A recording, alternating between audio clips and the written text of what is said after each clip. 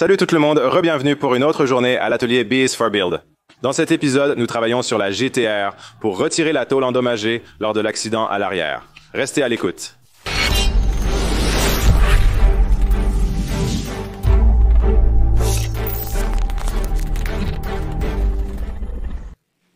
D'accord, commençons.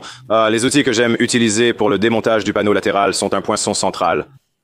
Donc, lorsque vous trouvez les soudures par point circulaire, poinçonnez-les rapidement avec ce marteau, puis percez-les avec une mèche de perceuse à souder par point. Ces derniers, au design amusant, sont disponibles chez Harbor Freight et divers autres magasins.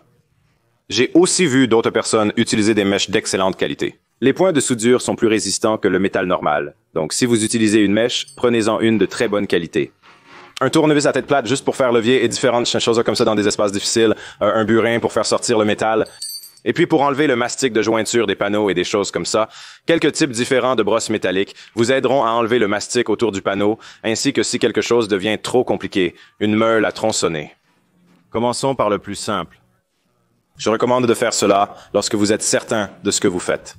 Donc, autour de la couture ici, en commençant ici, en remontant, puis le long de cette soudure pincée ici, vous allez retirer cela et vous allez voir ces cercles juste comme ça. Désolé, la caméra ne veut pas faire la mise au point. Je vais placer le poinçon au centre des cercles et le marteler. Cela donne le point de départ pour le forêt, puis je perce autour. Cela perce cela et vous travaillez votre chemin vers le bas. Sur tous les cercles, cela devrait vous aider à séparer le panneau extérieur qui est défectueux du panneau intérieur.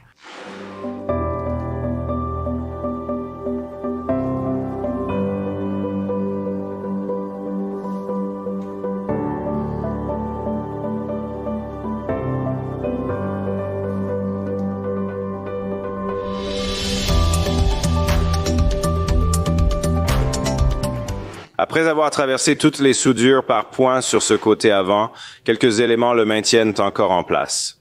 Ces deux choses ici sont comme une goupille d'alignement de porte. C'est assez unique. Je n'avais jamais vu ça dans d'autres voitures. Donc nous devons enlever ces deux écrous de là, et ensuite nous devrons enlever le percuteur d'ici, et comme je passe par une couture, j'aime essayer de l'éloigner un peu du corps comme je l'ai fait ici.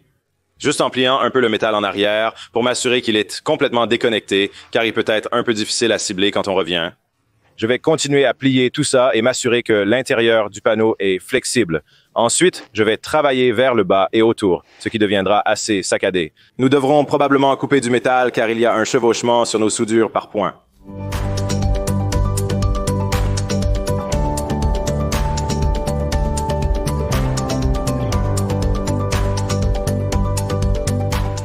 Nous avons déjà fini un côté du carré.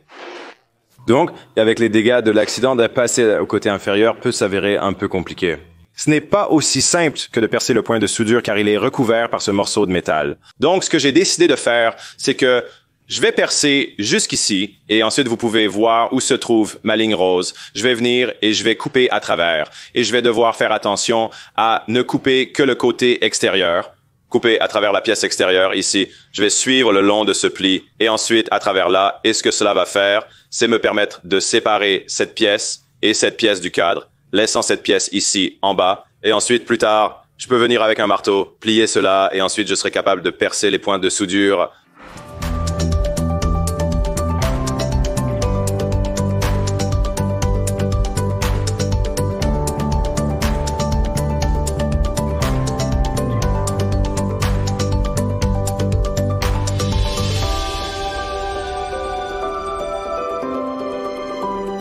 C'était assez facile. Donc maintenant, quand je prends ça ici, vous pouvez voir que toute la pièce est flexible. Je peux sentir qu'il est encore connecté par quelque chose ici.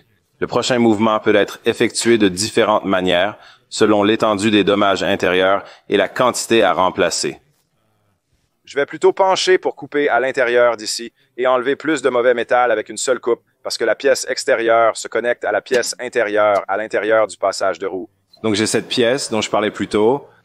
C'est quelque part par ici. Trouvez ça et découpez-le. Ensuite, tout est séparé jusqu'ici, puis ça commence à se connecter juste ici. Donc, ce que je pense faire, c'est couper ici et ensuite suivre cette ligne jusqu'ici. Et ensuite, le reste de ceci. Désolé si quelqu'un a le mal des transports. C'est tout. Déjà déconnecté. Donc, cela devrait nous laisser ensuite tout ce côté démonté et il sera connecté à l'arrière. Nous pouvons commencer à nous concentrer sur l'arrière.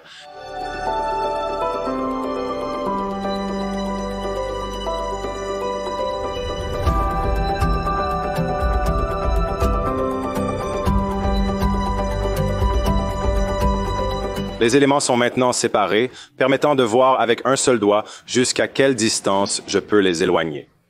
Et puis, il y a plus de points de soudure ici, et évidemment ici, donc quand je tire dessus, ça ne se plie pas autant.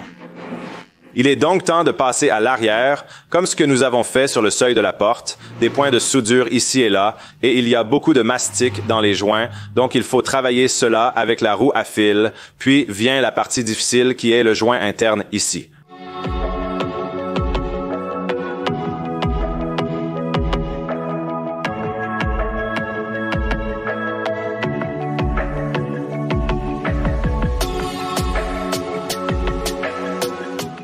Maintenant que j'ai tout libéré, il est temps de commencer à travailler sur cette rampe intérieure. Je tiens à souligner qu'il est super important d'utiliser une roue à fil ou tout autre outil que vous voulez pour sortir ce mastic de joint, car il est beaucoup plus résistant qu'il n'y paraît.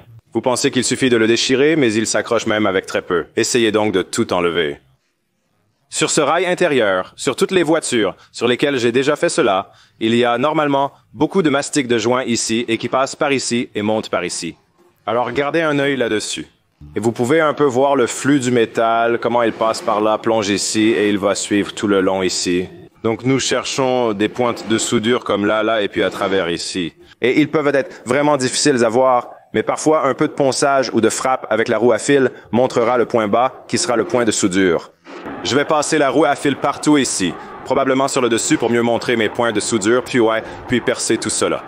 Ensuite, nous pourrons parler de la soudure du cadre de la lunette arrière, qui est la partie la plus difficile. Pour finir, voici ce qu'il ne faut pas faire.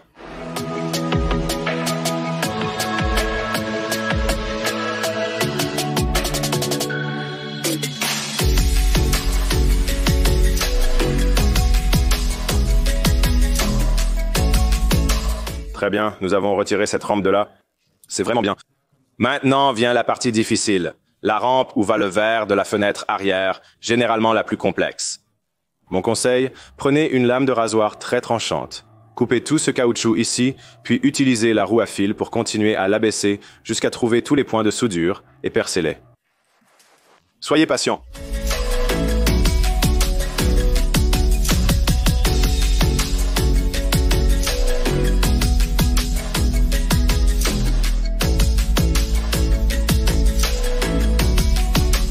Maintenant que le chemin est dégagé, je peux vous montrer la situation dans laquelle nous nous trouvons. Ce n'est pas génial. Sur cette voiture, le panneau latéral est installé avant le coffre et avant le toit. Donc, il se chevauche. Vous pouvez donc voir ici comment nous avons tout cela ici, qui chevauche notre rampe, et ensuite en montant ici, c'est là que ça devient beaucoup plus grave. Vous avez le panneau de toit ici, qui chevauche notre panneau tout le long. Et autour d'ici, donc si vous vouliez faire une restauration parfaite à 100%, ce que l'usine ferait, c'est qu'il retirerait le panneau de toit et en achèterait un nouveau. Et puis peut-être essayerait de le récupérer, je ne suis pas vraiment sûr, puis ils enlèveraient un panneau de quart et remettraient le panneau de toit. Je ne vais pas faire ça, je vais tailler sur cette ligne ici en descendant par ici. Ensuite, libérer le panneau de quart en coupant autour d'ici. Pour le suivant, effectuer la même coupe. Je souderai directement dans cette jointure. Donc je veux dire, comme vous pouvez le voir ici, tout cela n'est que des points de soudure, n'est-ce pas? Ce que vous essayez vraiment de faire, c'est de vous assurer que le panneau reste en place, ne bouge pas du tout, et ensuite, vous utilisez du mastic de joint pour tout sceller avant la peinture. Donc vous n'avez pas à faire de soudure lourde ici, et vous avez juste besoin qu'elle corresponde et ait les bonnes lignes de carrosserie et que tout ait l'air lisse. Donc ce n'est pas vraiment difficile, et évidemment, tout est caché par cela, comment ça s'appelle? Comme le garniture de gouttière, en gros. C'est donc ça. Nous allons percer aux points indiqués, couper ici et là, et cette partie devrait être terminée.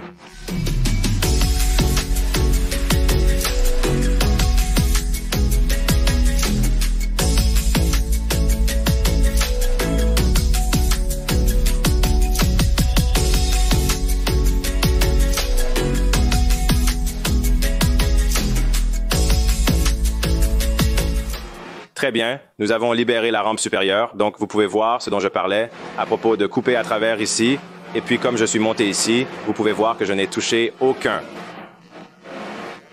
En coupant simplement dans ce mauvais panneau de toit à cet endroit précis. Et cela nous donne beaucoup de place pour monter notre nouveau là-dedans aussi. Donc la dernière pièce qui retient vraiment cette chose ici sont les soudures par ici et par ici. Donc C'est le même type d'affaire, lame de rasoir tranchante, enlevez tout ça, brosse métallique, percez-les, et cette chose devrait littéralement tomber d'ici.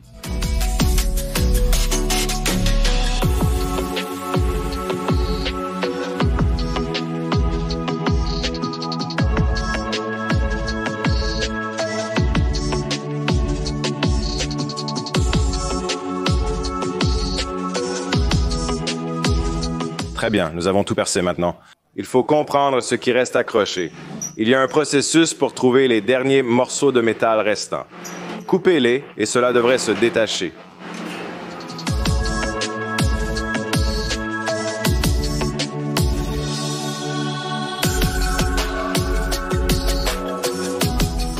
Une GTR sans panneaux latéraux, c'est plutôt cool en fait. Je devrais acheter une voiture et enlever les panneaux latéraux un jour. Ça a l'air génial. Et c'est comme une voiture Transformers ou quelque chose comme ça, ou une voiture Terminator, je ne sais pas. Malgré tout, ça a l'air génial. On peut voir de légers dommages apparaître ici, c'est quelque chose que je vais devoir réparer. Je vais devoir nettoyer. Je pourrais faire quelques poteaux autour d'ici avec l'outil de sondage. Il me reste encore à plier ceci et à percer ceci, mais ce dont nous devons nous assurer, c'est que nous avons une bonne surface pour notre nouveau panneau de car. Je ne suis pas certain de l'aspect attendu car on voit que ça vient un peu comme ça. Il y a cette pièce qui dépasse un peu. Je ne sais pas si c'est normal ou si tout devrait être aligné. Je suppose que c'est voulu, mais notre nouveau panneau de car nous donnera la réponse. Rien de trop endommagé ici, un peu de froissage juste là. On dirait, et quelques deux petites bosses juste là, mais dans l'ensemble, la porte et le verrou et tout devraient s'aligner parfaitement. Je passe par ici. Évidemment, tout ce métal endommagé doit être enlevé par ici et par là. Ensuite, nous devrons reconstruire tout cela, mais ce n'est définitivement pas en trop mauvais état. C'est bien mieux que le dernier que j'ai fait. Maintenant, si nous allons retirer tout le métal abîmé de cette chose, à part les garnitures intérieures, il faudra retirer la porte. Donc je vais aller de l'avant et désinstaller la porte maintenant. Je crois que c'est juste. Nous allons en faire quelques-uns du côté charnière de la porte, le côté porte de la charnière ici en bas, et puis ce gars juste au milieu, et espérons qu'il se détachera et aura une grosse prise pour le faisceau de câble de la porte également.